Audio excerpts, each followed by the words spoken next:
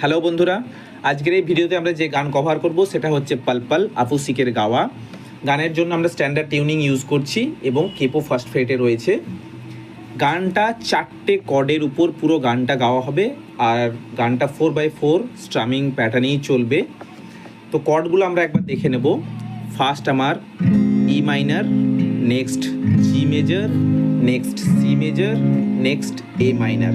এই 4টে কর্ডেই পুরো গানটা হচ্ছে।